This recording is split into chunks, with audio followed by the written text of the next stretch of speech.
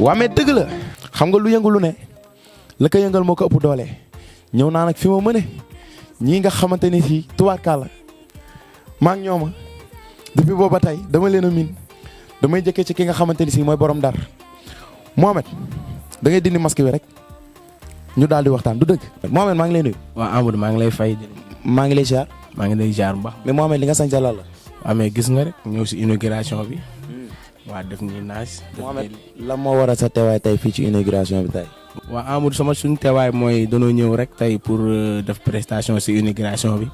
boo gisee inauguration bi stade bi ñu ngi ko tuddee ancien président Ablaye Wade. loolu dañ ciy kontaan lool pour sawar a ñëw fi waaw. mais Mohamed ñu gis ni yow di booba tey xam nga yaa ngi nekk biir seen Petit Gallé léegi ñu bëgg nga wax ñu dara loo xamante ni si dund nga ko biir Petit Gallé maanaam yow la mooy sa cofeel biir seen Petit Gallé. waaw Petit Gallé moom lu ñu fa dund neex na moom lu ñu fa dund lu bari neex na ndax ñu fi nekk tamit ay góor lan xam nga waaw mooy loolu daal. Mohamed da ngaa mënul wax yow.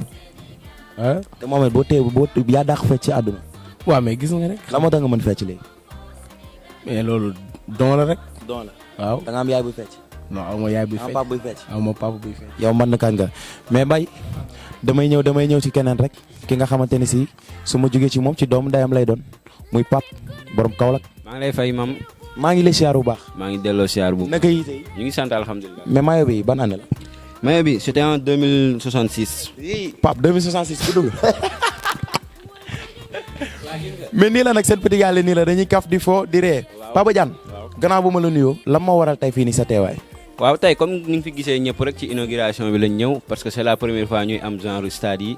dañuy kontaan lool ñëw fi en même temps aussi dañ fi war a prester ak suñuy mag ak suñuy rakk yaa ma gën a xam looloo tax ñu ñëw fi daal dund contentement bi. mais Pape lay xaar ci single bi.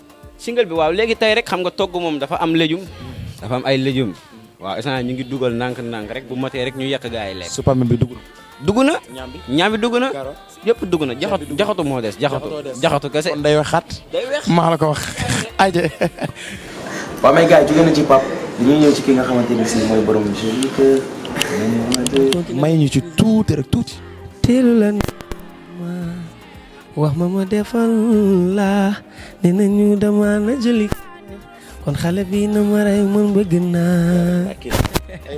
dëgg la mais doom yaa tey la ma war a sa teewaay fii ci stade bi. waaw fii nii dañ fiy sawar a teew parce que nag dañ ñëw tey pour inaugurer li nga xamante ne mooy suñu stade ñu tuddee ko sunu maam Abdoulaye Wade loolu kon fierté lay doon rawatina nag sunu Lions yi honoré ñu weesuwul ñu dem indil ñu coupe d'Afrique lu nga xamante ne nii dañ ko rêvé yàgg ko rêvé ñu indil ñu ko tey nag ñu fas yéene ñëw fii nii pour inaugurer stade bi ubbi ko mu neex ñëw playback xoli féex kontaan continuer rek. tey baag di nga may gars joli ka. non maa la ko wax yow. maa la wax loolu mais dégg naa da ngaa mën a fubal. yow ban poste ngay taxaw. man militaire la. milieu terrain. tey micro bi mais dégg naa mbill ba rek ngay def. damaa mënul lu pe nag de. da ngay mbill ba say tànk dem kaa. mais kontaan ñu bàyyi la nga tàggatoo gars yi. waaye gars yi di leen jox rendez-vous ci kanam tuuti incha allah ñu ñëw bégal leen mu neex ambiance.